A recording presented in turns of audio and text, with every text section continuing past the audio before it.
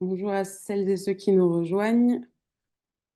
On va attendre quelques minutes, le temps de laisser le temps aux participants d'arriver.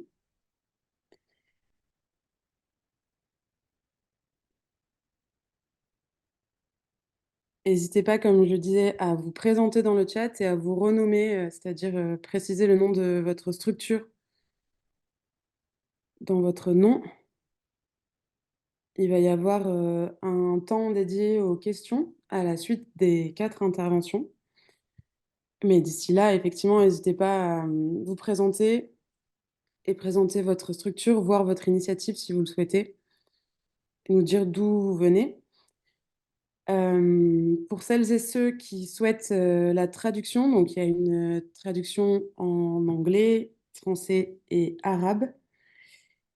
Il faut cliquer sur le globe là, où il y a écrit interprétation et choisir la langue.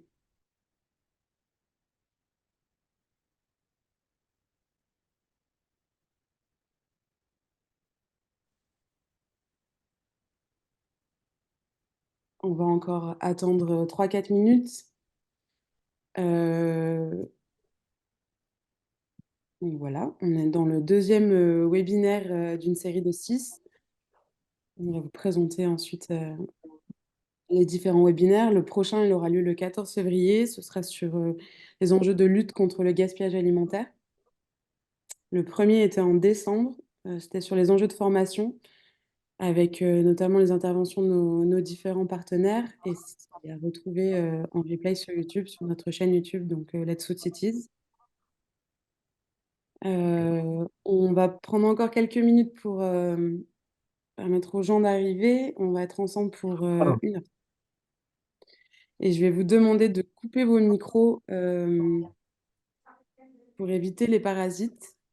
Vous pourrez ensuite intervenir. Je m'excuse d'avance si vous coupez pas vos micros, peut-être que ce sera nous qui les coupons. Et je répète, donc il y aura un temps d'échange par la suite. N'hésitez pas à inscrire vos noms et vos structures et à vous présenter, nous dire d'où vous nous écrivez, présenter votre initiative si vous le souhaitez dans le chat. Et il y aura un temps dédié ensuite aux questions où vous pourrez aussi présenter votre initiative. Vous avez la possibilité d'écouter ce webinaire en anglais, en arabe ou en français. Et donc, pour cela, de trouver le bouton interprétation qui est en bas, de choisir votre langue. Et merci de couper votre micro. Je vois que vous l'avez tous fait. Vous pouvez aussi ajouter le nom de votre structure si vous le souhaitez à côté de votre nom. Ensuite, j'arrêterai de répéter exactement les mêmes choses. Bienvenue à celles et ceux qui nous rejoignent.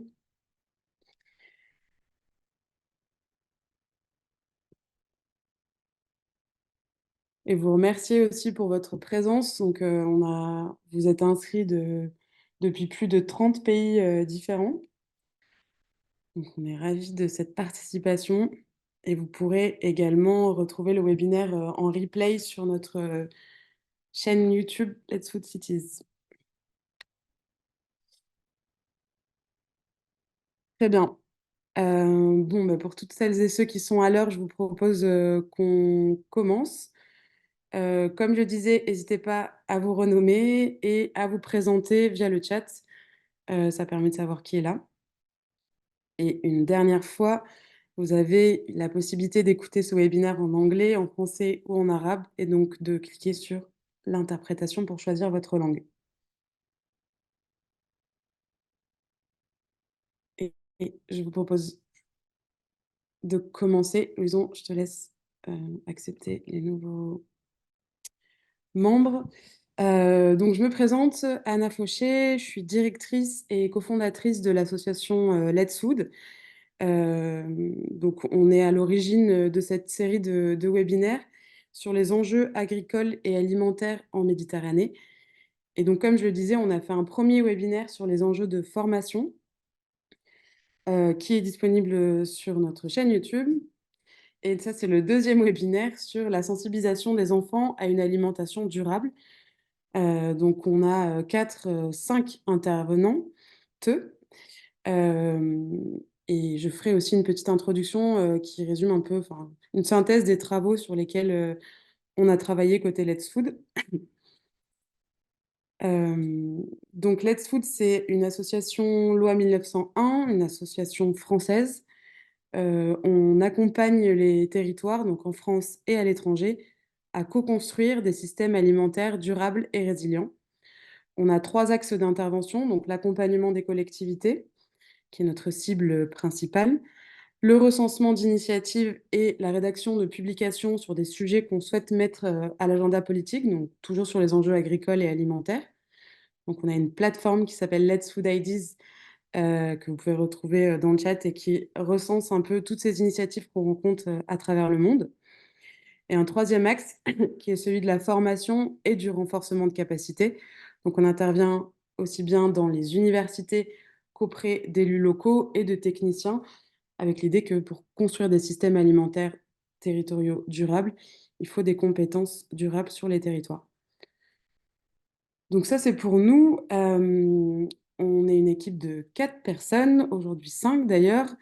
Donc Louison Lançon, qui a cofondé l'association avec moi en 2017, Camille, Anaëlle et Lana, qui travaillent avec nous sur un ensemble de projets différents en France et à l'étranger. On a aussi un bureau et un conseil d'administration et beaucoup de bénévoles qui nous accompagnent sur les missions.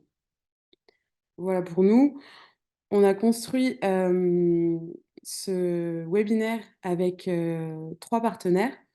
La chaire UNESCO Alimentation du Monde, avec qui on travaille beaucoup, qui a aussi une formation, donc la formation Innovation et politique pour une alimentation durable, qui est à Montpellier et que l'on a suivi avec Louison notamment, qui accompagne le dialogue entre la science et la société pour une alimentation durable. NID, l'association NID, donc un laboratoire vivant de la transition écologique qui fait aussi de la formation, de l'éducation, de la sensibilisation en Méditerranée. Et enfin, le ministère de l'Europe et des Affaires étrangères, et notamment qui appuie la coopération décentralisée des territoires français, qui a beaucoup d'appels à projets pour favoriser la coopération, l'échange de pratiques, donc qui est une des solutions, notamment de financement, pour développer des coopérations sur les enjeux alimentaires. Voilà pour nos partenaires. Si vous souhaitez en savoir un peu plus sur ce qu'ils font, ils ont fait une présentation lors du premier webinaire sur les enjeux de formation que vous pouvez retrouver sur la chaîne YouTube. Rapidement, pourquoi on a décidé de lancer un cycle de webinaires sur la Méditerranée. Donc, on travaille sur ce territoire depuis quelques années, entre autres, avec le projet initial qui était le projet Let's Food Cities, où on a travaillé sur le Maroc et la Tunisie, plus spécifiquement sur les territoires, et Marseille-Montpellier. Donc, c'était un projet de coopération internationale. Le projet Copalim, donc financé par le ministère des Affaires étrangères, qui nous a permis d'approfondir un peu les coopérations entre Grenoble, Sfax et Montpellier et Fès, notamment avec des visites d'élus. Et enfin, l'étude Médalim, donc de la FAO, où on a pu travailler sur les 22 pays de l'ensemble du pourtour de la Méditerranée et réaliser des diagnostics et un recensement d'initiatives. Et c'est suite à ce travail-là qu'on a voulu bah, capitaliser un peu sur l'ensemble des initiatives qu'on avait identifiées, des politiques publiques et des financeurs. Donc on essaie de faire de la mise en relation et c'est l'objectif de ce webinaire. Donc encore une fois, n'hésitez pas à partager vos contacts, à partager vos initiatives et à reprendre contact si c'est pertinent. Euh, Ce qu'on fait, nous, en Méditerranée, l'objectif, accélérer la transition alimentaire, soutenir les acteurs locaux engagés. Donc là aussi, vous avez vu, on est une petite équipe, donc c'est avec nos moyens. Mais encore une fois, on croit beaucoup au partage de pratiques et à la coopération décentralisée pour accélérer les projets aussi bien bah, sur l'ensemble, sur les 2 territoires ou les territoires de coopération. Donc l'objectif, c'est de créer des partenariats, de vous aider à identifier des financeurs pour développer vos projets. Et voilà. Pour rappel, donc le programme des webinaires, ce que je disais, il y en a 6. On est au webinaire numéro 2. Donc le sujet, c'est sensibiliser les enfants à une alimentation durable. Le prochain, ce sera le 14 février sur le gaspillage alimentaire. Et ensuite, il y en a un par mois. Donc le 13 mars, produire une alimentation locale de qualité. Le 17 avril, développer les opportunités de marché pour les producteurs locaux. Et le 15 mai, on terminera sur les enjeux de lutte contre la précarité alimentaire. Donc je fais une petite pause pour accueillir tous ceux qui nous rejoignent. Ceux qui nous rejoignent, vous pouvez donc préciser votre nom, le nom de votre structure dans votre nom, pardon, vous renommer, et dans le chat, nous dire d'où vous venez, votre structure, votre initiative, vous présenter, partager vos contacts si vous le souhaitez. Donc avant de commencer, l'idée c'était de vous présenter quelques définitions, qu'on parte d'un socle commun. Nous, on s'appuie beaucoup sur la définition d'un système alimentaire local. Qu'est-ce qu'on entend par système alimentaire local? Donc c'est bien l'ensemble de la production jusqu'à la gestion des déchets et en passant par la gouvernance. Oui, pardon, je reprécise, effectivement, vous avez une interprétation en anglais, arabe et français si vous le souhaitez. Donc, pardon, je reprends. Le système alimentaire, donc c'est sur l'ensemble de ces axes. Donc, soutenir l'emploi agricole, mais pas n'importe lequel. Donc, des fermes extensives, diversifiées, autonomes en agroécologie. Développer des circuits courts de proximité.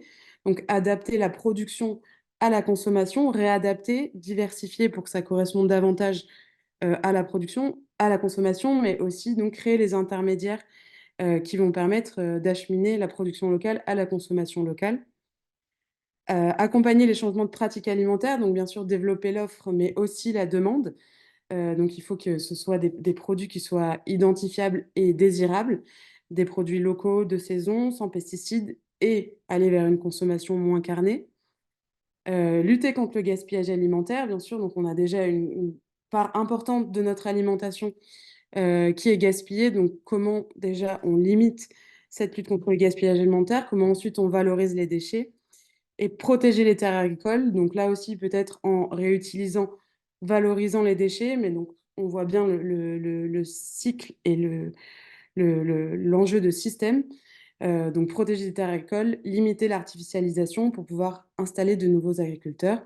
Et avec l'ensemble des acteurs qui sont concernés à l'échelle locale, construire une nouvelle gouvernance locale, donc réintégrer l'ensemble des acteurs, mais aussi les citoyens pour une politique publique appropriée par l'ensemble des acteurs. Donc ça, c'est pour un système alimentaire local. Qu'est-ce qu'on entend ensuite par système alimentaire durable? Donc là, on s'appuie sur la définition de Nicolas Bricasse à partir des définitions proposées par la FAO, Biodiversity International et IPES Food. C'est aussi une définition sur laquelle on construit notre méthodologie de diagnostic pour évaluer la durabilité ou non d'un système alimentaire et identifier les principales problématiques. Donc, un système alimentaire durable protège l'environnement et la biodiversité sans épuiser les ressources non renouvelables et la biodiversité, permet l'accès pour tous à une nourriture suffisante, saine, nutritive et culturellement acceptable. Donc là aussi, c'est intéressant, ce culturellement acceptable. S'appuie sur un système économique inclusif qui favorise la création d'emplois pour tous et réduit les inégalités de pouvoir entre entreprises et au sein des chaînes de valeur, avec l'idée d'une meilleure répartition de la valeur ajoutée sur l'ensemble de la chaîne, et pas que ce soit toujours effectivement les producteurs qui soient les moins rémunérés sur la chaîne de valeur. Favoriser la cohésion sociale et le respect de la diversité et de la dynamique des cultures. Et enfin, restaurer la confiance dans le système et permettre la participation des citoyens à son évolution. Donc la co-construction notamment des politiques publiques. Donc voilà pour les deux définitions sur lesquelles on s'appuie. Aujourd'hui, donc, le sujet, c'est sensibiliser les enfants à une alimentation durable. Rapidement, de notre côté, on va vous faire une petite introduction qui synthétise un petit peu nos travaux. Donc, un premier axe sur les enfants mangeurs de demain et levier de transformation. Donc, tout ça sera repris par les intervenants, je n'en doute pas, intervenantes. Les différents leviers pour sensibiliser. un aperçu des politiques publiques et initiatives locales à l'échelle mondiale et un aperçu des politiques publiques et initiatives locales à l'échelle méditerranéenne. Donc c'est ambitieux, mais on va faire ça rapidement pour donner la parole ensuite aux intervenantes. Donc quelques informations pour démarrer. Donc de notre côté, on réalise des publications. C'est ce qu'on a fait notamment sur les cantines scolaires au service de systèmes alimentaires territoriaux durables. Donc tout ceci est accessible en ligne. Et on en a fait une en France suite à la crise sanitaire sur les enjeux de précarité alimentaire en milieu étudiant. Donc deux publications qui sont à retrouver et où vous pourrez trouver davantage de détails et de sources. Euh, donc les enfants mangeurs de demain et levier de transformation. Effectivement, quelques chiffres, si tu peux passer, Louison, sur comment évoluer en France et dans le monde. Donc, effectivement, depuis 1960, donc ça c'est en France, mais ça concerne beaucoup de pays, les ménages consacrent à l'alimentation une part de plus en plus réduite de leurs dépenses à la consommation. Donc 20% en 2014, donc contre 35% en 1960. Donc ça va avoir des impacts importants, notamment sur l'accès à la qualité, ou en tout cas le choix de la qualité. On a aussi une augmentation de la consommation de lipides et de produits prêts à consommer. Donc ça représente 80% de notre alimentation en France.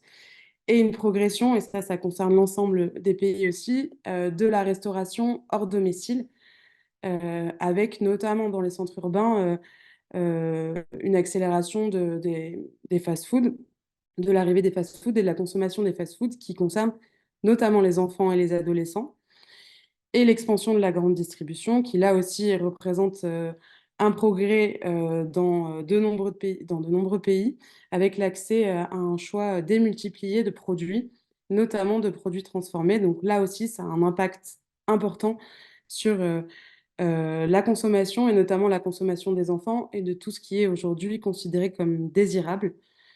Et le nombre d'enfants et d'adolescents obèses dans le monde a été multiplié par plus de 10 depuis 1975. Donc voilà, quelques chiffres.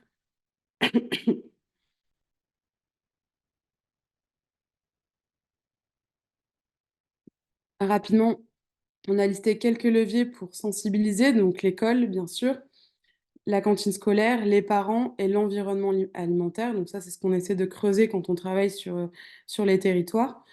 Donc, on a pu travailler sur aujourd'hui une vingtaine de territoires dans le monde et on a pu identifier des programmes scolaires innovants, notamment avec des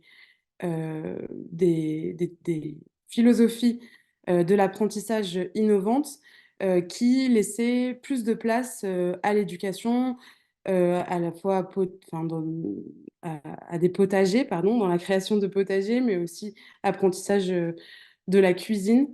Et donc tout ça, ça a un impact important, on va le voir par la suite. La place des programmes nutritionnels aussi, qui est aujourd'hui assez restreinte, mais l'idée c'est d'accélérer un petit peu et d'augmenter la place de ces programmes nutritionnels au sein des programmes scolaires. Donc on a travaillé sur ça, notamment en Nouvelle-Calédonie, en Polynésie, où il y a des taux de surpoids et d'obésité qui sont assez importants.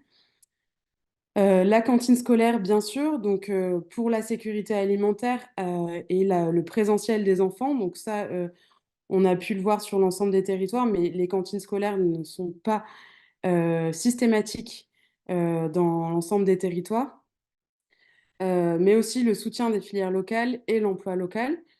Donc ça, on l'a bien compris en Europe, c'est en train d'arriver aussi sur certains territoires où on commence à valoriser effectivement les produits locaux au sein des cantines. Donc aujourd'hui en France, pour information, la restauration collective est gérée à 60% en gestion directe et 40% en gestion concédée. Donc c'est un qui a des établissements, ce qui leur permet d'avoir plus de marge de manœuvre pour faire le choix de produits locaux et sains. Les parents, donc bien sûr, là, il y a eu des études et de plus en plus qui montrent qu'effectivement, quand on agit sur les enfants, ça a des impacts positifs sur les croyances, les connaissances et, in fine, les achats alimentaires des parents d'élèves. Donc cette fameuse théorie de la socialisation inversée. sur le comportement d'achat des parents. Donc voilà, plus de bio, de produits de qualité. Et nous, ce qu'on a remarqué quand on a travaillé aussi bien au Chili et au Vietnam, c'est que finalement, le choix du bio se fait souvent pour les enfants. Et donc, c'est un levier important de transformation des pratiques d'achat. Et enfin, l'environnement alimentaire, parce qu'effectivement, l'enfant n'est pas seul décisionnaire de ses choix, il est aussi influencé par son environnement alimentaire, donc ce qu'il a autour de lui, ce qui est accessible, l'information qu'il reçoit. Et donc là aussi, on a pu voir au Mexique et au Chili, mais aussi en Polynésie et dans d'autres territoires, à Londres, des initiatives qui essaient de travailler à réduire la présence de publicité ou la présence de snacks autour des écoles, ou par exemple la présence de publicité attractive. Donc par exemple le Chili qui a travaillé sur à enlever les mascottes des paquets de céréales pour réduire un petit peu l'influence que ça pouvait avoir sur les enfants euh, qui allaient vers davantage de produits plus gras et plus sucrés s'ils étaient plus attractifs. Donc, il y a pas mal d'initiatives sur notre plateforme Let's Food Ideas. Vous pouvez les retrouver là. Euh, donc là, je ne vais pas détailler non plus cette carte, mais vous pouvez la retrouver dans notre publication sur les cantines scolaires. Vous dire que finalement, l'école n'est pas systématique dans tous les pays, et encore moins les cantines scolaires, et que selon les pays, ils ont plus ou moins compétences, et les territoires notamment ont plus ou moins compétences sur les cantines scolaires. Par exemple, en France, l'école est obligatoire jusqu'à l'âge de 16 ans. Et aujourd'hui, en 2019, c'était un élève sur deux en primaire et 2 sur 3 au collège et au lycée qui déjeunent à la cantine. Donc plus de 6 millions d'élèves. Donc on voit ô combien ça peut être important pour un levier de transformation. Pareil, au Mexique, au Chili, il y a également des cantines. Au Maroc, c'est un peu différent. En primaire, ils sont bénéficiaires de cantines. Ensuite, c'est plutôt en zone rurale, notamment dans les internats. De même en Tunisie. En Iran, donc ça fait, c'est les territoires du projet Let's Food Cities. Les écoles publiques ne proposent pas de cantine, donc il y a plusieurs pays et plusieurs systèmes scolaires où finalement les enfants partent plus tôt et vont manger chez eux. Donc là, plus difficile de travailler sur l'influence et les choix alimentaires. Ou encore en Afrique du Sud, où là, il y a un programme national de nutrition scolaire. Et là aussi, on a pu travailler sur le territoire de Durban, qui est assez avancé et justement qui achète des produits locaux pour les proposer aux enfants. Donc, il y a des initiatives différentes sur les différents territoires, mais globalement, encore peu de cantines. Si on passe à la Méditerranée, donc avec le projet Médalim, on a pu faire un rapide aperçu de ce qui se passait en Méditerranée. Donc le Maroc et la Tunisie, on en a parlé. En Albanie, les restaurations collectives, c'est dans les écoles, il y a une restauration collective dans les écoles et les établissements publics. C'est une compétence de l'État. Donc là aussi, dans la gouvernance, il faut souvent intégrer l'État, et ce qui complique parfois l'approvisionnement en produits locaux. Les municipalités ont la compétence pour la distribution de snacks. Donc, essayer de jouer avec les collectivités là où elles ont des compétences. En Jordanie, il y a des cantines scolaires seulement dans les internats publics et les écoles privées, et c'est aussi une compétence de l'État. Pareil en Bosnie-Herzégovine. Au Liban, à Gaza, pas de cantine scolaire, pas de système de cantine scolaire. Et en Turquie, par exemple, les cantines scolaires seulement dans les internats ou dans les écoles privées. Là aussi, c'est l'État, une compétence de l'État, avec la possibilité d'intervenir à l'échelle municipale pour la distribution de snacks. Et on va voir, et j'en termine avec ça, euh, quelques initiatives intéressantes qu'on a pu recenser dans le cadre du projet Médalim. Donc en France, bien sûr, il y a la loi Egalim qui accompagne largement, enfin en tout cas, à imposer aux établissements scolaires de remplir un certain pourcentage de produits bio et de qualité. Donc, ce qui fait qu'on a des initiatives qui sont qui vont bien au-delà parfois des objectifs fixés. Par exemple, le département de la Dordogne qui propose aujourd'hui des repas 100% bio. La ville de Grenoble avec des repas végétariens et également 100% bio. La ville de Montpellier qui est exemplaire aussi sur euh, le programme Ma cantine autrement. Et il y a de nombreux acteurs accompagnateurs qui accompagnent les établissements à aller vers plus de produits bio, de produits locaux et à créer des programmes de sensibilisation pour les enfants. En Italie aussi, ça se développe beaucoup. Donc, on va voir un exemple. Mais donc, la province de Sienne, la ville de Turin ou encore la ville de Milan qui travaillent à la fois sur l'approvisionnement local ou la réduction de la consommation de produits carnés. Et on avait aussi noté la province de la métropole pardon, de Izmir qui travaille justement à la distribution de snacks locaux et notamment du lait et qui fait des actions de sensibilisation auprès des enfants. Voilà, tout ça est à retrouver sur notre plateforme. Désolée, ça va un peu vite, mais c'était pour vous donner un aperçu. Tu peux passer, Louison.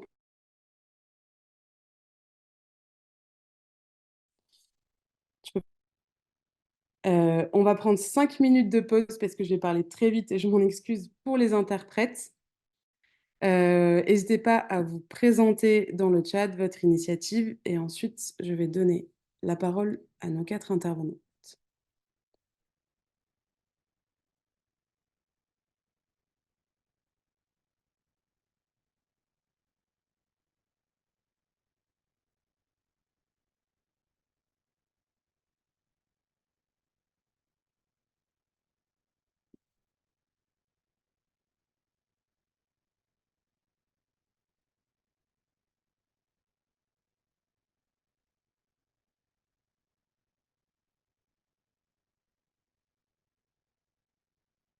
Et je vois qu'il y en a qui le font, mais n'hésitez pas effectivement à vous présenter.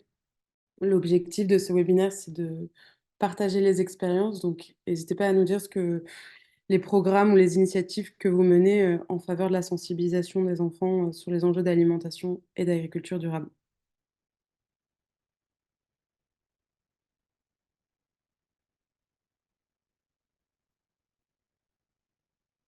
Vous pouvez aussi vous renommer et ajouter le nom de votre structure à côté de votre nom, ce qui facilite les échanges.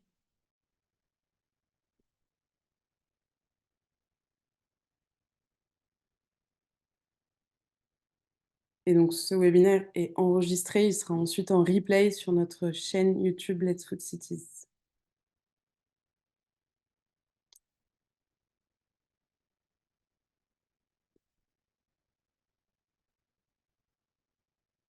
Et j'attends quelques minutes de plus et je présente ensuite nos intervenantes.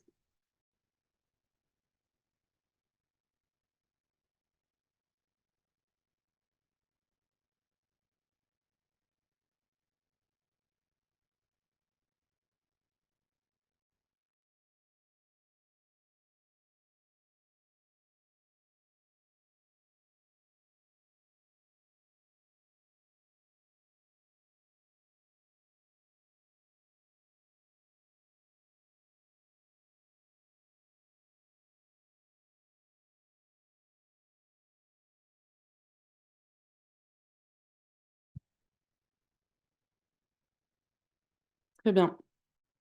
Bon, on reprend. Pour celles et ceux qui nous rejoignent, n'hésitez pas à vous présenter.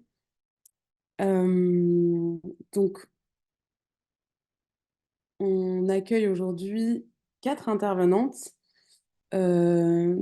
Christina Soussan, donc, du service Food Policy de la direction de l'éducation de la commune de Milan, à qui je vais donner la parole en premier. On aura ensuite une vidéo. Donc, Francesca Sanchez qui s'excuse de ne pas pouvoir être là, mais qui nous a donc fait une vidéo. Euh, Elle est du Barcelona Public Health Agency. Et donc, elle va nous présenter une initiative de Barcelone. Marjorie Constantin, qui est doctorante en pédagogie alimentaire et qui représente la direction de la politique alimentaire de la ville de Montpellier.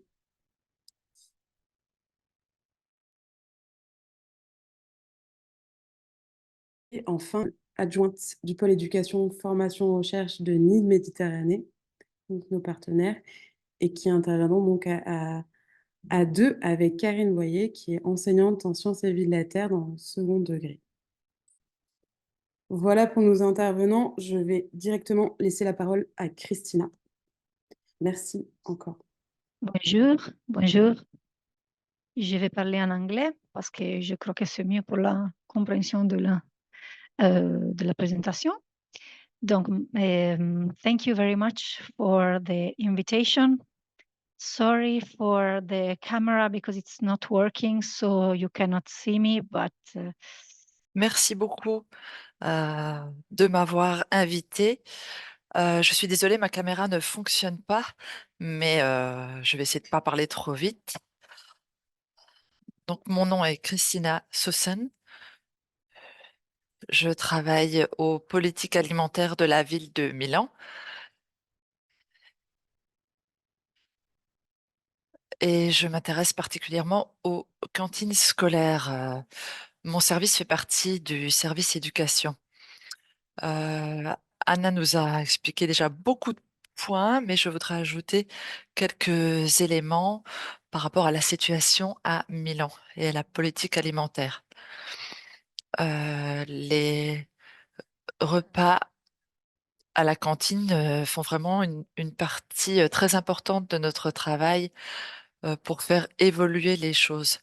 En 2015, nous avons eu une politique qui a été votée par le conseil municipal avec 5 priorités. Et donc les repas à la cantine étaient l'un des points principaux.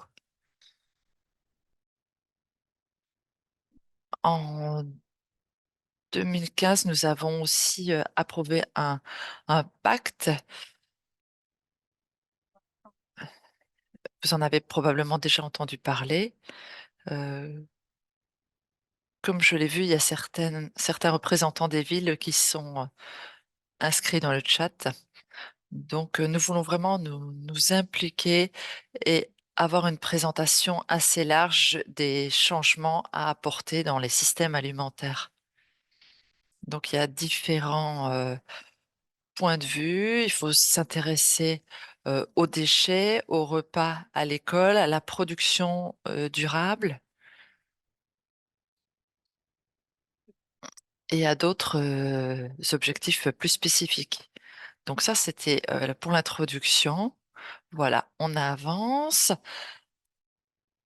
Donc pour nous, les repas à l'école, ça a une grande signification. Nous avons décidé de nous concentrer particulièrement sur les approvisionnements. La ville de Milan a une agence municipale qui s'intéresse aux cantines scolaires. Donc c'est une gestion publique. Cela nous permet de vraiment nous y intéresser. Cela représente un grand travail puisque la plupart des écoles de Milan sont desservies par ce fournisseur de services. Donc les enfants âgés de 0 à 14 ans mangent à l'école et nous les servons grâce à la Milan Restauration. Donc ces dernières années, depuis 2015 particulièrement, et pendant l'exposition universelle, nous avons décidé de faire plus d'activités liées à l'éducation, de s'intéresser à différents partenaires et à différentes cibles.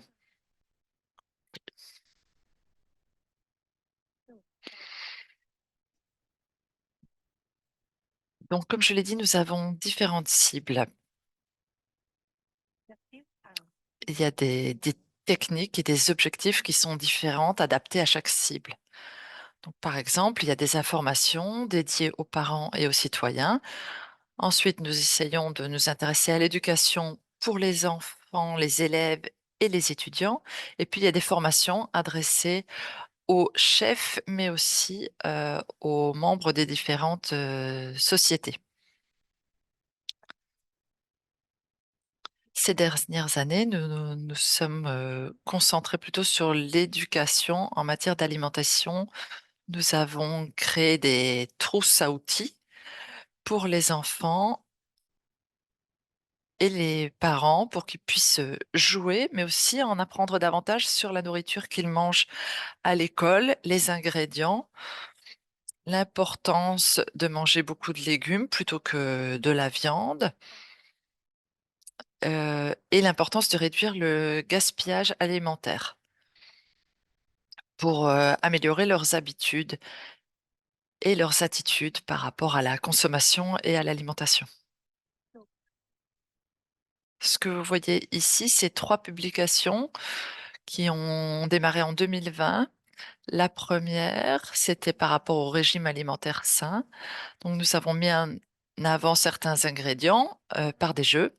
Le deuxième, c'est comment pouvons-nous réduire le gaspillage alimentaire à l'école.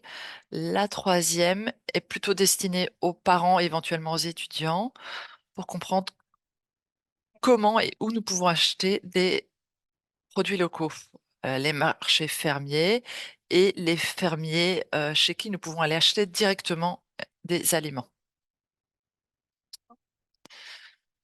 Diapo suivante.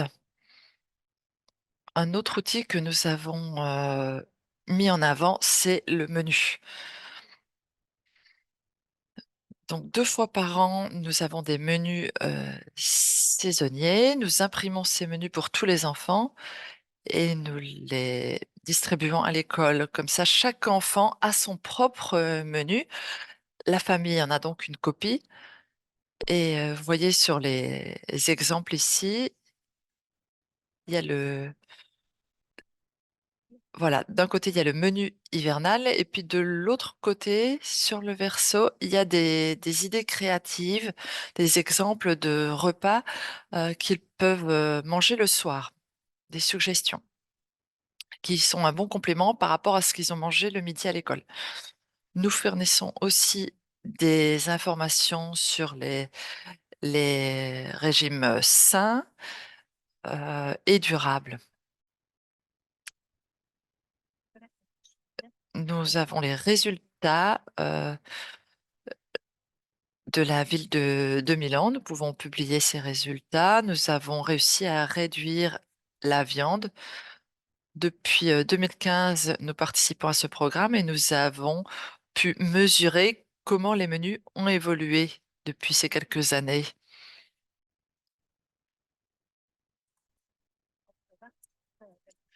Le type de produit que nous servons a changé. Nous avons réduit les quantités de viande,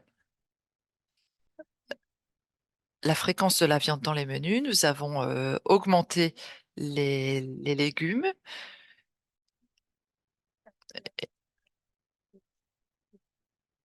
et nous avons réussi à réduire de 42 les émissions de CO2. Donc nous pouvons communiquer sur ces résultats et au public, aux parents et aux citoyens en général.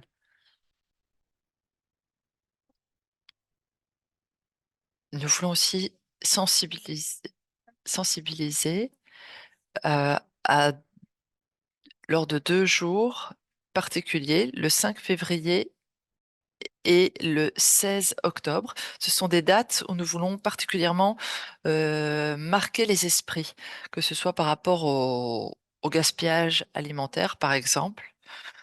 Donc ce sont des dates qui vont se répéter chaque année pour bien sensibiliser les enfants et leurs familles et qu'ils aient ces concepts qui fassent partie de leur quotidien et de leurs habitudes.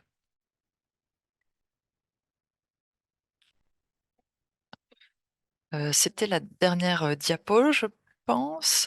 Donc voilà les activités principales que je voulais vous présenter. Nous avons aussi participé à d'autres projets. Nous travaillons avec d'autres villes, comme ce qui se passe en Dordogne et l'idée, c'est de d'amener à faire la transition de nos systèmes alimentaires. Voilà, nous voulons apporter plus de durabilité dans nos menus et nous voulons créer un parcours pédagogique pour les enfants, mais aussi les éducateurs et les parents et les chefs dans les cantines. Ils sont tous des acteurs essentiels et qui œuvrent autour des enfants. Donc, ils ont un rôle essentiel à jouer dans une alimentation plus saine. Je suis désolée, je ne peux pas rester jusqu'à la fin de la session d'aujourd'hui, mais si vous avez des questions, vous pouvez me les envoyer. J'écris mon adresse courriel dans le chat. Alors effectivement, Christina ne peut pas rester jusqu'au bout, mais elle va donner son mail. Si vous avez des questions, vous pouvez aussi les écrire directement dans le chat et peut-être que le temps que Christina soit encore là, elle essaiera d'y répondre. Donc n'hésitez pas si vous avez des questions. On va maintenant écouter une vidéo, donc une expérience qui nous vient de Barcelone.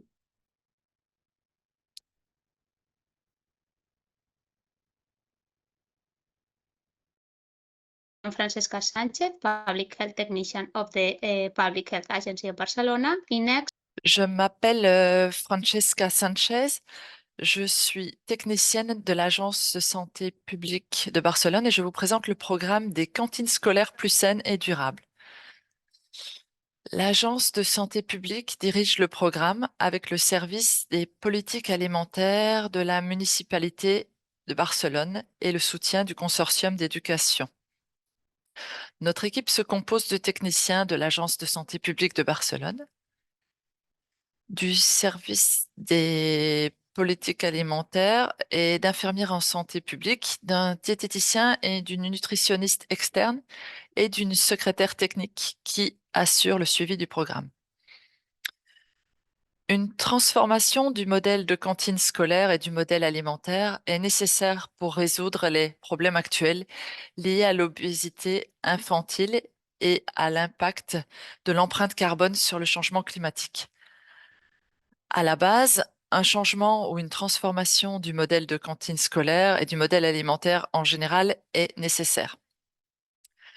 Le modèle alimentaire mondialisé actuel a des impacts négatifs sur la précarité de l'emploi, la perte de fertilité des sols, l'obésité, les maladies cardiovasculaires, les gaz à effet de serre, l'extinction des espèces et une concentration du pouvoir des grandes entreprises.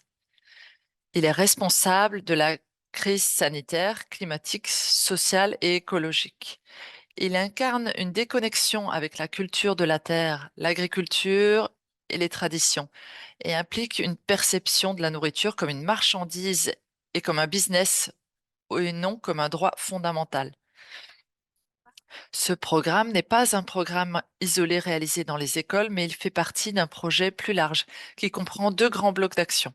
D'une part, des programmes visant à promouvoir des habitudes alimentaires saines, sûres et durables qui sont mises en œuvre dans les classes. D'autre part, des actions liées au menu des écoles et à la transformation des cantines scolaires. Pour compléter ces deux blocs d'action, d'autres programmes et actions du conseil municipal sont également menés, par exemple les micro-réseaux. L'objectif principal du programme est de promouvoir des changements dans la cantine scolaire afin qu'elle devienne plus saine, plus durable, plus sûre et plus équitable. Il prend soin de la santé des personnes, des territoires et de la planète en même temps. Le programme se déroule dans les centres éducatifs de la ville de Barcelone. Il implique différents acteurs, l'équipe de direction de l'école, les sociétés de gestion de restauration, les sociétés d'audit, les enseignants et les familles. Il s'adresse aux écoles publiques et privées subventionnées de Barcelone qui dispensent un enseignement préscolaire, primaire et secondaire. La mise en œuvre peut nécessiter plus d'une année scolaire en fonction du plan d'action décidé par l'école. Les objectifs spécifiques sont de promouvoir tant dans la communauté scolaire qu'à la maison, une alimentation plus saine, durable, en augmentant la consommation de protéines d'origine végétale et en réduisant la consommation de sucre, de produits transformés et de viande rouge. Promouvoir des changements dans le modèle de gestion où les aspects structurels de l'approvisionnement alimentaire et de la gestion de la cuisine doivent être pris en compte, tels que l'équipement et le personnel de cuisine disponible ou les produits alimentaires achetés en fonction du prix du menu scolaire. Troisièmement, offrir des conseils et un soutien en matière de formation, ainsi que du matériel de soutien au centre éducation, afin qu'elles puissent identifier et mettre en œuvre des actions d'amélioration possibles. 4. Encourager la consommation de produits locaux et de saison dans les cantines locales et sensibiliser à la nécessité de renforcer l'économie locale de notre agriculture et de contribuer à la bonne santé de nos écosystèmes. Le projet se compose de 5 phases menées par chaque école participante. La première phase, l'inscription au programme par les écoles au début du cours, et il y a une première session d'information. Deuxième phase, un questionnaire envoyé au préalable est étudié. Il sert à faire un diagnostic de l'état initial de l'école. Une formation est dispensée aux acteurs du projet, à savoir la direction de l'école, l'entité gestionnaire de la cantine scolaire, les familles et les surveillants de cantine. Troisième phase, chaque école prépare son plan d'action pour la transformation de la cantine scolaire, y compris les aspects nutritionnels, la proximité des aliments, la durabilité sur base des améliorations possibles identifiées par l'école. Dans la quatrième phase, l'école met en œuvre le plan d'action qu'elle a proposé. À ce moment-là, en fonction des demandes de formation formulées par les écoles participantes, par exemple en savoir plus sur les aliments saisonniers, des sessions monographiques sont organisées pour les écoles sur certains des sujets les plus demandés. Finally, in the fifth phase, at the end of the course, the evaluation and the assessment of the action plan implementation is carried out. The next course, the school starts this process again, incorporating new improvements to move forward in the transformation of its canteen. And also through all the course, the school has the support of the program's technical secretary. This slide shows the 4 agents involved in the transformation of school canteens mentioned above, as well as some examples of monographic sessions carried out at the request of schools, such as the calculation of the food item, for example. In the framework of the program, many resources and informative support material have been designed to give the schools support. These materials can be found on the Public Health Agency of Barcelona website, such as FACS, for example. This program has several scientific publications. And in addition, some reports and informative documents have been produced for citizens, and also the program has received a national award from the Spanish Ministry of Health, Consumption and Social Welfare. In a total of 29 schools in 9 of the 10 districts of Barcelona are currently participating in the project. And finally, for further information and questions, you can contact us at the program email you can see in this slide. Thank you very much for your attention. Francesca est pas présente aujourd'hui, mais si jamais vous avez des questions plus spécifiques, vous pouvez aussi nous les transmettre et on vous mettra en lien avec Barcelone. Et donc, sans transition, on va passer à l'intervention de Marjorie Constantin, donc doctorante en pédagogie alimentaire à la direction de la politique alimentaire de la ville de Montpellier. Bonjour à tous. Donc oui, effectivement, je suis doctorante en 3e année de thèse à l'Université Paul Valéry de Montpellier. Je fais partie du laboratoire LERAS, à son axe santé. Et donc, en fait, il s'agit d'une thèse CIFRE, donc sous convention industrielle de formation par la recherche, qui est cofinancée par l'ANRT, donc le ministère de l'Enseignement supérieur, en collaboration avec la ville de Montpellier, qui a une politique alimentaire vertueuse, comme vous disiez tout à l'heure dans la présentation. Donc, sensibiliser les enfants à une alimentation durable. Moi, je travaille sur le phénomène de médiation que j'ai appelé une médiation sensible. Si vous pouvez passer à la slide suivante. Voilà, pour contextualiser ce travail de recherche, Montpellier, c'est une ville expérimentale. Elle est aussi signataire du pacte de Milan. Et depuis 2016, elle déploie un programme qui s'appelle Ma cantine autrement, qui place l'enfant au cœur d'une approche systémique innovante. Donc l'idée, c'est de faire de cet enfant un acteur éclairé du futur système alimentaire. Donc c'est réparti en 6 thématiques que je vais vous présenter. Donc c'est bien acheter, avoir une politique d'achat de proximité, le maintien d'une production de cuisine traditionnelle, l'éducation au goût, un programme complet de sensibilisation, une alimentation solidaire et inclusive. Donc, il y a une tarification solidaire de redistribution qui est pratiquée sur Montpellier, et aussi une gouvernance participative. Donc, on fait participer aussi les parents à un comité de suivi de la restauration scolaire. Il y a plusieurs parties prenantes qui travaillent sur ces projets-là. Le programme Ma cantine autrement a fait l'objet d'une étude qualitative sur la méthode Urbal par une équipe de chercheurs du CIRAD avec des questions d'ordre infocommunicationnel, donc d'information et de communication.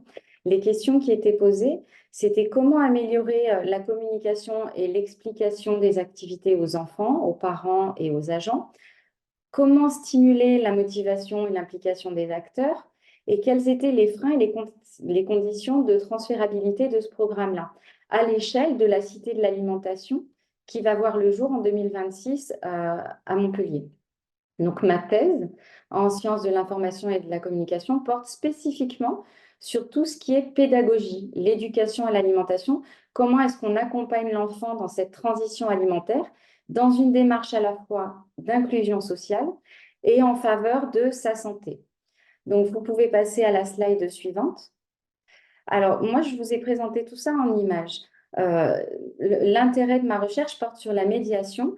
Donc, en fait, comment est-ce que la collectivité de Montpellier fait usage de cette médiation pour co-construire et mettre en circulation des savoirs avec les enfants et pour les enfants? Et en fait, quelle logique de réception, comment les enfants reçoivent cette connaissance-là?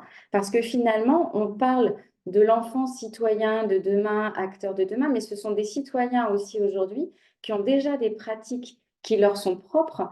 Et il me semblait, moi, très intéressant d'investir cette recherche en partant du phénomène inversé, mais vraiment en partant des publics, puisque le programme Ma cantine autrement est déjà déployé à l'échelle d'autres villes de France. Il fait l'objet vraiment, il est très observé parce qu'il fonctionne très bien.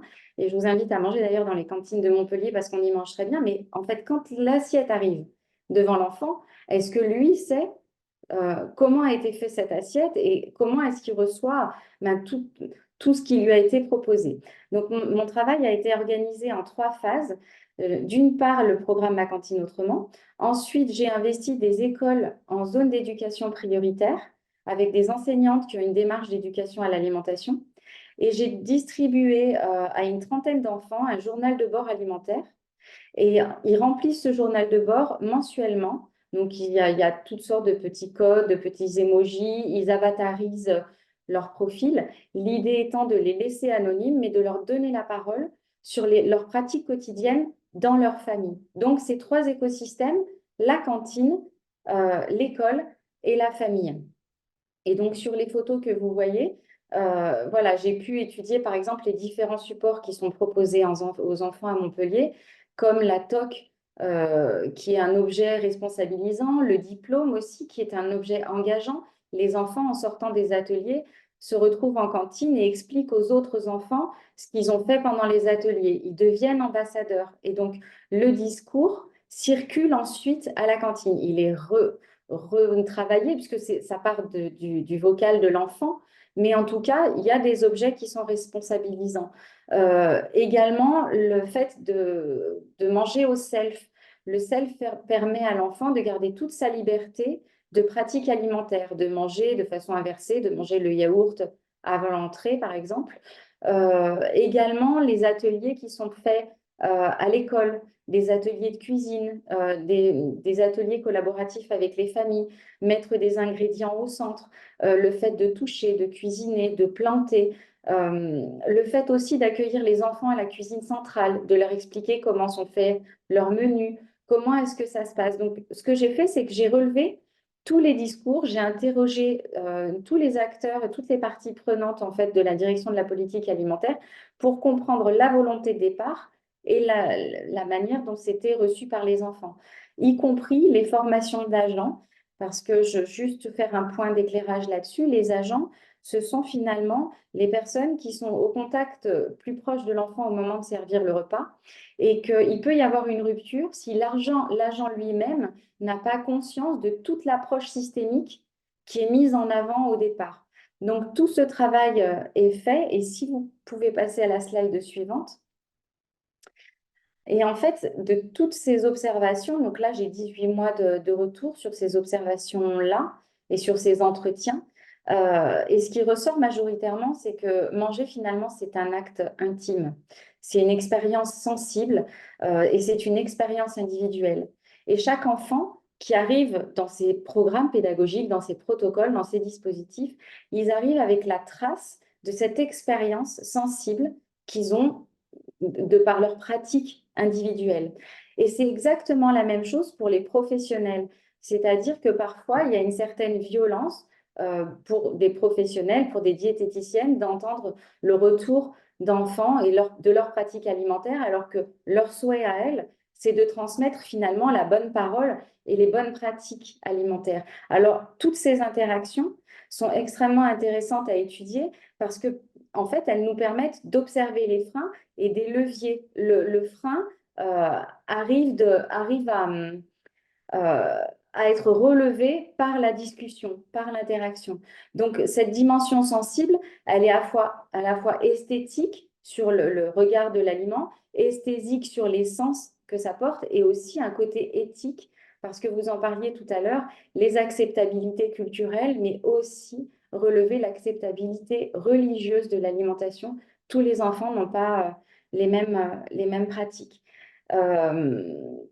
J'aime bien parler de la Madeleine de Proust. Je ne sais pas si j'ai véritablement moyen de le faire là, mais souvent, je m'adresse aux adultes en disant, vous avez une Madeleine de Proust, un souvenir, une trace en vous d'une expérience alimentaire. Aujourd'hui, il s'agit de construire cette trace d'expérience alimentaire de l'enfant, celle qui va garder au long de sa vie. Et parfois, certaines traces sont construites à l'école et à la cantine. Et si vous pouvez passer à la dernière slide, la slide suivante. Il s'est agi du coup de partir de tous ces discours circulants, de toutes ces attitudes des enfants pour finalement déconstruire les savoirs, partir du constat que les enfants ont des perceptions de santé alimentaire qui sont éloignées de celles qu'on veut leur donner, qu'en revanche, ils ont une conscience de l'environnement et donc essayer de leur poser la question, qu'est-ce que vous pensez, qu'est-ce que vous aimeriez apprendre? Et finalement, il y a parfois un interdiscours avec certains enfants, comme là, c'est le conseil municipal des enfants. On les a interrogés sur qu'est-ce que vous aimeriez cuisiner, qu'est-ce que vous aimeriez faire. Et finalement, ils disent, OK, alors nous, on aimerait bien des bonbons, mais sans sucre, du jus de fruits, mais un seul verre par personne. C'est-à-dire, ils ont ce socle de connaissances, de pratiques recommandées, mais ils essayent quand même de négocier avec, là en l'occurrence, c'était la chargée de mission ou avec l'adjointe déléguée à la politique alimentaire. C'est la même chose avec les enseignantes qui proposent des ateliers d'éducation à l'alimentation, mais qui se retrouvent parfois coincées dans des injonctions juridiques et responsabilisantes pour elles. Donc simplement pour rapidement conclure, j'étais ce matin, donc je n'ai pas pu vous mettre de photos sur cet atelier. J'étais ce matin au conseil municipal des enfants et cette année, on les interroge sur le menu végétarien. La ville de Montpellier propose 2 menus végétariens par semaine depuis ce mois, c'est tout nouveau. Et donc, on va devoir créer une campagne de communication pour informer les enfants, les agents, les familles sur pourquoi est-ce qu'on mange végétarien. Donc, on demande aux enfants, qu'est-ce que vous savez sur le repas végétarien et qu'est-ce qu'on peut dire aux enfants? Et donc, là aussi, de se rendre compte qu'ils ont déjà un certain socle de connaissances. Parfois, c'est lié à des pratiques alimentaires. Et puis, certains, donc je terminerai là-dessus, où un petit garçon me disait, mais c'est aussi pour le bien-être animal, parce que les animaux sont enfermés, des fois c'est difficile pour eux. Et donc l'élu, l'adjointe, Marie Massard, qui dit, mais ça veut dire quoi ça? Et il lui répond, mais très brutalement, mais est-ce que toi, t'aimerais être quiché dans des caisses? Et une petite fille qui prend le relais derrière en disant, ben oui, parce que les animaux, je vous le cite, c'est de ce matin, les animaux qui sont maltraités, ce ne sera pas forcément de la bonne viande. Et si elle est stressée, ben, c'est pas bon et ça peut nous donner des maladies. Alors, d'où viennent ces connaissances-là d'un site à un autre? Les réponses ne sont pas les mêmes puisque ces conseils municipaux sont donnés sur 4 points stratégiques de la ville avec des pratiques socio-économiques, enfin des caractéristiques socio-économiques différentes. Mais en tout cas, partir du discours de l'interaction entre tous ces acteurs, ça nous permet à nous aussi de déconstruire la connaissance et de co-construire avec eux autour de leur capacité et de leurs acceptabilités, en tout cas, à entendre ces connaissances-là. Je vous remercie pour votre écoute. Merci beaucoup pour ce retour d'expérience. Et on va enchaîner directement, mais si vous avez des questions, n'hésitez pas à les mettre dans le chat. D'ici 10 minutes, on prendra un temps pour que vous puissiez interroger les intervenants. Et donc, je laisse la parole à Annabelle et Karine pour la dernière intervention. Merci beaucoup. Je ne sais pas si mon micro fonctionne du coup. Je crois que ça a l'air bon. Très bien. Vous m'entendez, super. Bonjour, je suis donc Annabelle Madevon. On est ravis avec Karine d'être présente à ce webinaire. Donc NID est une association qui est née à Marseille et qui a pour objectif l'accompagnement des populations à la transition environnementale en Méditerranée. Elle est également co-porteur avec Aix-Marseille Université d'une chaire UNESCO d'éducation à la transition environnementale en Méditerranée. Alors ça, c'est les grandes lignes, effectivement. Je ne vais pas revenir sur les objectifs de l'éducation à l'alimentation, l'éducation des enfants sur une alimentation durable, puisque ça a été très bien dit par Let's Food et puis par l'ensemble des intervenants. Je crois qu'on est tous d'accord sur les objectifs, sur la nécessité, sur l'urgence. Je vais peut-être être plus, on va dire, peut-être un peu plus direct sur nous, comment on s'y est pris et effectivement quels moyens on a mis en œuvre et quels programmes on a mis en œuvre pour y répondre. Globalement, NID a pour sensibiliser et éduquer sur la transition environnementale en général, et je ferai le focus alimentation juste après ça, à 2 grands vecteurs, en tout cas 2 grands axes d'action. Le premier, c'est la création, et c'est ce qu'on est en train de faire actuellement depuis 3 ans, la création d'un lieu de sensibilisation grand public qui serait ouvert dans 2 ans à Marseille et qui ne serait pas exclusivement sur l'alimentation, mais bien sur des grands sujets de transition environnementale en Méditerranée. Donc un centre d'interprétation très interactif, réflexif, grand public et qui permette effectivement de découvrir non seulement le merveilleux, mais aussi les fragilités, les déséquilibres qu'on trouve en Méditerranée, manipuler les différents impacts, notamment de l'activité humaine qui ont contribué à cette fragilisation, et puis de permettre de mettre en exergue, de mettre en vitrine, de valoriser des structures comme celles qu'on a entendues jusque-là, qui œuvrent quotidiennement pour la transition en Méditerranée, donc d'être une espèce d'ensemblier d'acteurs de la transition. Mais ce musée, il ouvrira dans quelques années et évidemment, nous n'avons pas attendu l'ouverture du musée pour agir, donc on a mis en place un certain nombre de programmes. Il y en a beaucoup, des programmes qui sont mis en place à NID, donc je vais aller directement dans celui qui nous intéresse. On a mis en place un programme qui s'appelle Régénération, qui est un programme qui s'adresse à des structures ou à des collectivités et qui permet une espèce de triptyque de formation, de sensibilisation par des ateliers de participation citoyenne et de transformation de lieux d'éducation. Peut-être c'est sur ce dernier point-là que je vais donc essayer de vous expliquer brièvement ce qu'on y fait. La transformation des lieux d'éducation, c'est un pacte qu'on passe avec la structure en compétence sur un lieu d'éducation. Je vais prendre un exemple. En France, ce sont les communes qui sont en compétence sur les écoles, sur les groupes scolaires, écoles élémentaires et maternelles. Donc, c'est des programmes qui sont passés en collaboration avec la municipalité et qui visent à lancer un vaste, je dirais, dispositif qui va durer toute l'année avec une école et qui a comme objectif final, et je vais vous expliquer les moyens, mais qui a comme objectif final le rendu par les élèves eux-mêmes et l'ensemble de la communauté éducative, mais les élèves principalement, le rendu à la municipalité d'un cahier de préconisation de transformation à faire dans leur établissement. Ça passe évidemment par l'alimentation, ça passe aussi par l'énergie, l'eau, la biodiversité, la mobilité, et j'en oublie. Voilà, et donc c'est un cahier de préconisation qui est remis à la municipalité et qui va présenter ce que les enfants ont préconisé comme modification à faire dans leurs usages personnels, dans les usages que l'éducation nationale peut mettre en place dans le cadre de ses programmes, dans le cadre de son fonctionnement de la classe, etc. Et puis, des transformations qui nécessitent l'intervention de la municipalité, donc de la collectivité en compétences, notamment sur des choix de prestataires, de restauration collective, des transformations du bâti, des travaux, des investissements, etc. Alors pour ce faire, effectivement, je vous dis, on passe une année avec eux et on va mettre en place un certain nombre d'ateliers et de formations, d'ateliers de sensibilisation et de formation à destination des élèves, des enseignants et des personnels qui vivent l'école, pour que l'ensemble des parties prenantes ait participé à ce cahier de préconisation à la fin. Donc des ateliers qui permettent à ces publics-là, et notamment aux élèves, de comprendre ce dont on parle, de comprendre les enjeux en Méditerranée, puisque je fais un petit focus, mais le sujet de Nid Méditerranée, c'est l'environnement méditerranéen.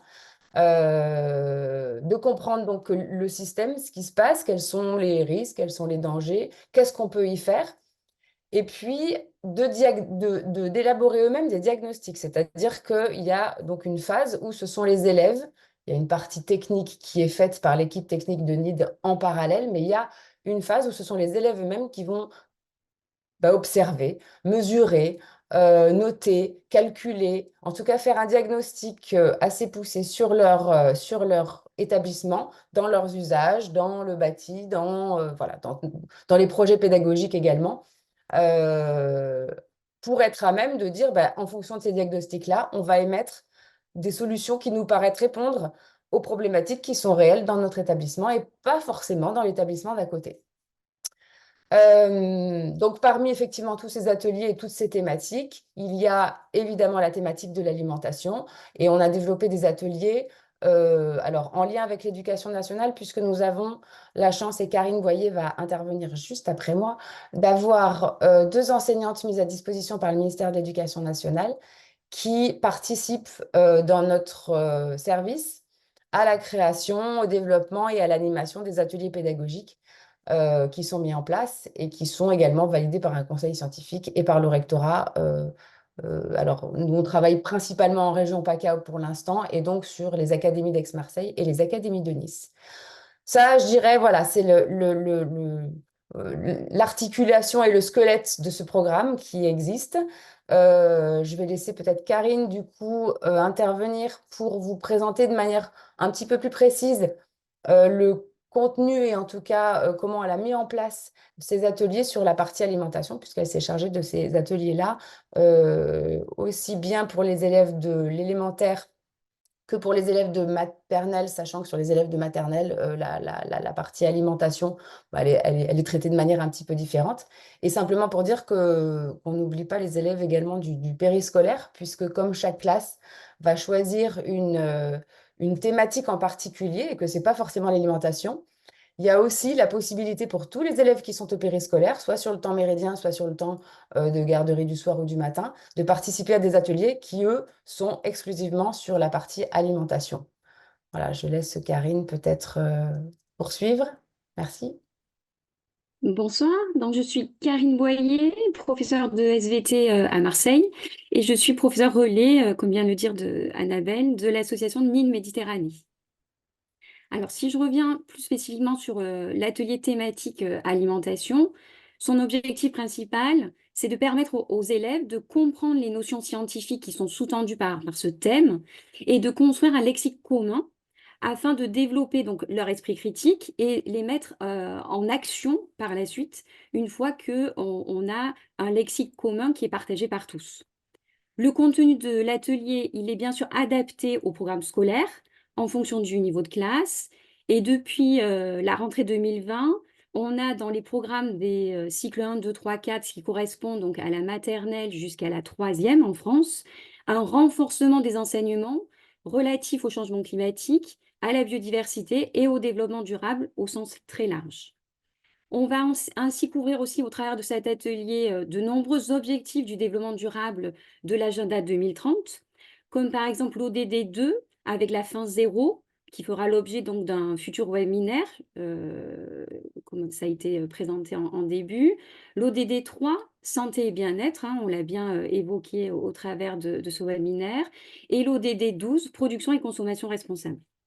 Donc, c'est une approche pédagogique qui est centrée sur la mise en activité des élèves, avec différents leviers qui ont été déjà évoqués, donc je ne vais pas m'attarder dessus. Ça va être le jeu, par exemple, les mettre en action de jeu, et par le jeu, on va apprendre et comprendre un certain nombre d'enjeux.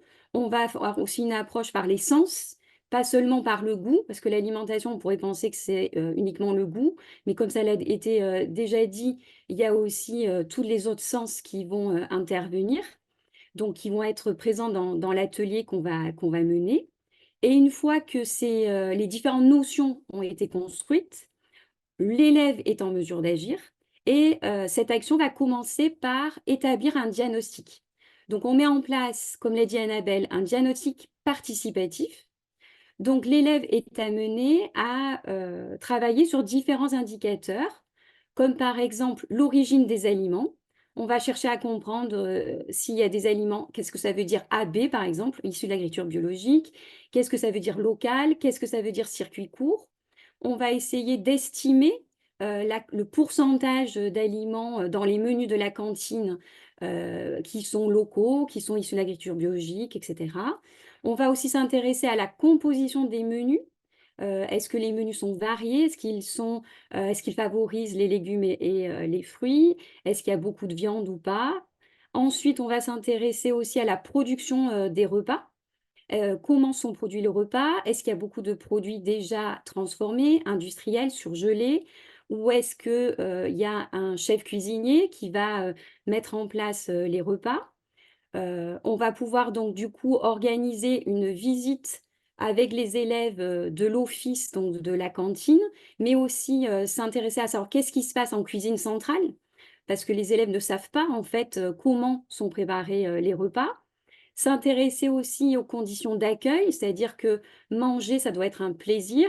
Si par exemple il y a beaucoup de bruit, eh bien ça va être un plaisir modéré. Donc comment est-ce on va pouvoir par la suite améliorer les choses? Et s'intéresser enfin à tout ce qui est la problématique des déchets, quelle quantité est produite et aussi quel est le devenir des déchets, c'est-à-dire qu'est-ce qui se passe après avoir mangé. On va aussi pouvoir donc rencontrer différents acteurs, et une fois ce diagnostic établi, ce sont les élèves qui vont réfléchir en fait aux solutions. Qu'est-ce qu'on va pouvoir mettre en place? On a vu que tel indicateur était assez soit non présent au sein de la cantine scolaire, soit en quantité, si on parle de l'origine des aliments par exemple, il va manquer d'aliments issus de l'agriculture biologique, manquer de local. Donc qu'est-ce qu'on pourrait faire pour améliorer les choses? En termes d'équipement, d'usage, mais aussi de projet. Et on va aussi réfléchir aux différentes échelles de ces solutions.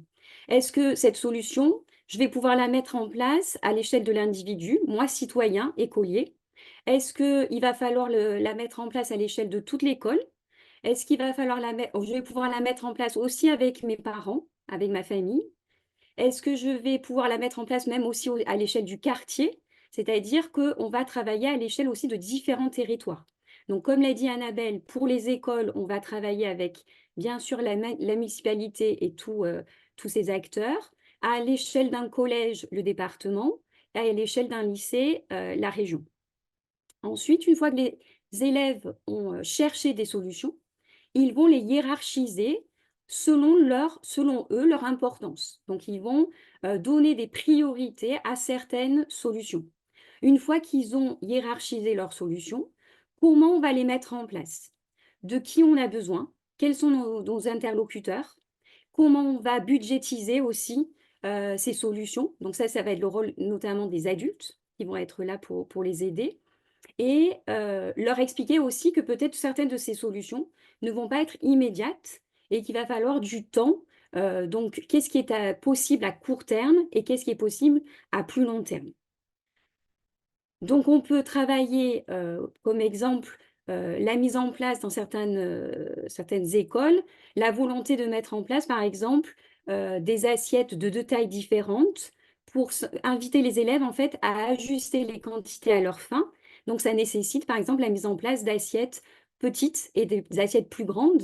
Et c'est l'élève qui va être acteur selon son appétit, selon ce qui est à manger, selon son goût. Eh bien, il va être plutôt sur un plat petite faim ou un plat grande faim. On va pouvoir aussi suivre l'évolution notamment du gâchis de pain, puisque le pain est un des aliments les plus gaspillés dans les cantines scolaires, avec la mise en place d'un gâchis-mètre à pain. Et on va suivre l'évolution au cours du temps de ce gaspillage de pain et mettre en place, par exemple, des challenges, soit entre classes, soit entre niveaux, pour essayer de réduire au minimum ce gaspillage. On va pouvoir concevoir des projets entiers, des chansons, des chorégraphies, des spectacles autour d'une thématique comme l'alimentation durable. Donc les solutions, elles sont multiples et c'est eux qui sont acteurs, en fait, finalement, de tout le projet, de la situation initiale qui est le diagnostic, jusqu'à la mise en place de l'action réelle, alors soit à court terme, soit à plus long terme, mais c'est vraiment l'élève qui est au centre de tout le projet. Voilà. Merci pour votre attention.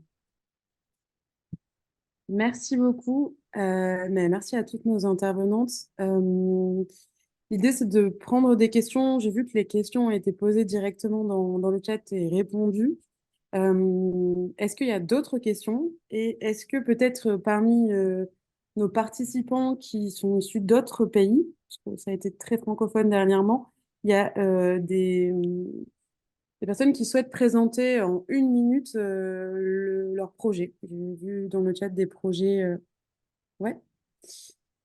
Euh, Darine, alors vraiment 1 minute pour pouvoir laisser la place à éventuellement d'autres intervenants. Mais donc, Darine, je vous laisse la main. Bonjour à tous. Est-ce que vous m'écoutez? Oui, on vous entend bien. Oui, merci beaucoup. Donc, c'est Darine Dogui de l'Institut national de la consommation de la Tunisie. Je voudrais présenter brièvement notre projet intitulé La caravane de l'éducation à la consommation dans le milieu scolaire. On fait ce projet depuis maintenant 8 années avec d'autres institutions partenaires. On va aux écoles dans toute la Tunisie, dans les écoles, que ce soit dans le Grand Tunis, dans l'urbain et dans le rural, au fin fond de la Tunisie. En fait, les thématiques, et bien sûr, nous avons aussi produit un matériel didactique approprié. Les thématiques, c'est l'alimentation saine et équilibrée, mais aussi c'est le gaspillage alimentaire et surtout la matrice pain qui est très gaspillée en Tunisie. Et je voudrais brièvement parler d'une de nos thématiques, c'est le décryptage de l'étiquetage des denrées alimentaires préemballées. On montre aux enfants comment comparer entre les produits, comment lire l'étiquetage et comprendre, par exemple, qu'il s'agit du beurre ou encore qu'il s'agit de matière grasse composée qui a le même visuel que le beurre, ou encore nous avons en Tunisie le fromage, mais également les faux fromages et en lisant l'étiquetage, en lisant la liste des ingrédients, en comprenant qu'il y a des matières grasses végétales, donc ce n'est pas du fromage ou encore de l'amidon. La même chose, par exemple, pour le sirop du glucose et le miel. Et comme ça, on essaye de développer chez ces enfants leur esprit critique par rapport aux produits, comment on peut acheter les bons produits qui sont bien pour notre santé. Ils vont influencer positivement leur milieu, leur environnement, leurs parents. Ils deviennent nos ambassadeurs dans ces écoles. Je ne sais pas si je crois que j'ai plus le temps de parler, hein, c'est ça? Euh, Non, mais merci beaucoup en tout cas pour cet aperçu et peut-être que justement il y a des coopérations, des projets qui pourraient se créer en commun. Et merci. Exactement. Exactement, exactement. Donc, s'il y a certaines coopérations avec d'autres institutions qui sont là, qui nous entendons, ou des associations, j'ai laissé mon mail dans le chat et ça serait avec grand plaisir de partager nos expériences. Merci beaucoup.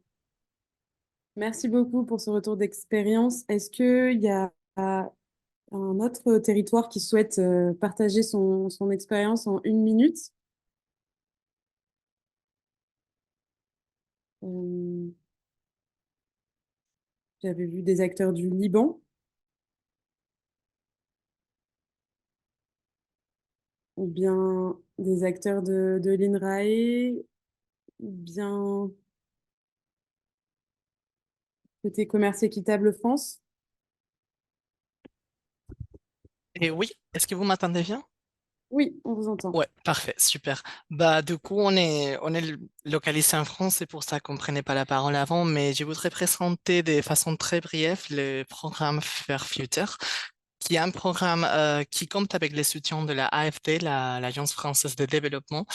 Et je trouve que c'est particulièrement intéressant pour tous les acteurs de l'éducation et la sensibilisation à l'alimentation durable, mais aussi à la transition environnementale et agroalimentaire en général, parce que une de nos activités phares, c'est la communauté Fair Future, qui regroupe tous les acteurs de l'ECE, c'est-à-dire l'éducation au commerce équitable, afin de sensibiliser à toutes ces questions climatiques et de transition à travers l'éducation au commerce équitable, justement.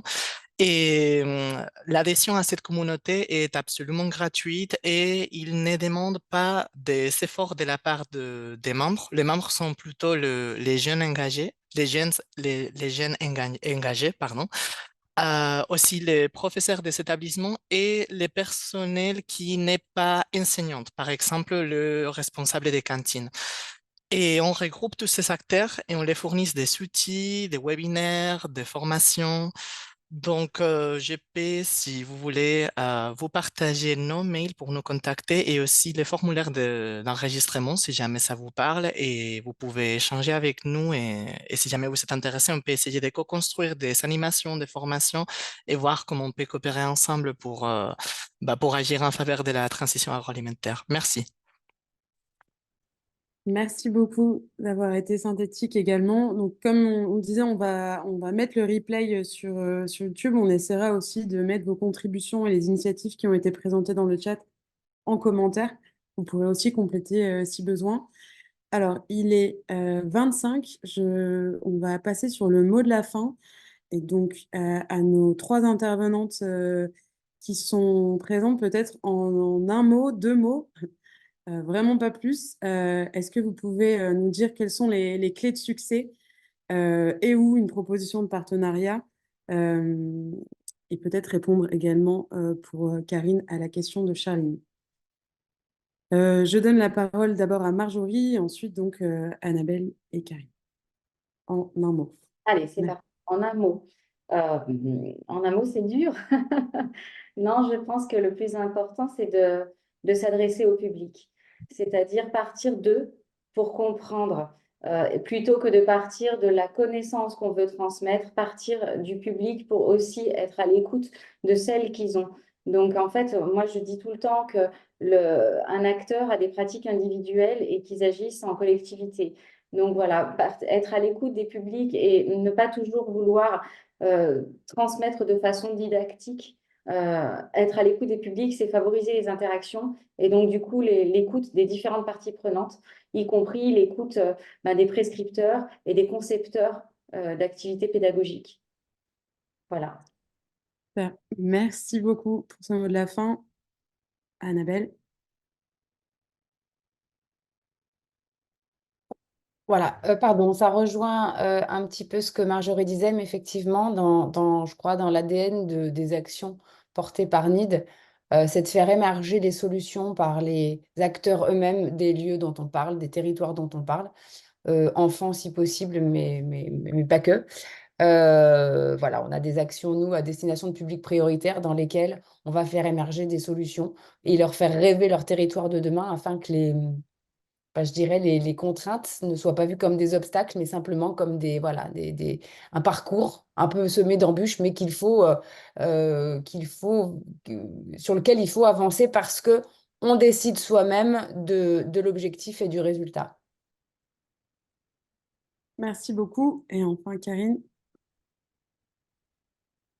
Oui, donc je rejoins tout ce qui vient d'être dit.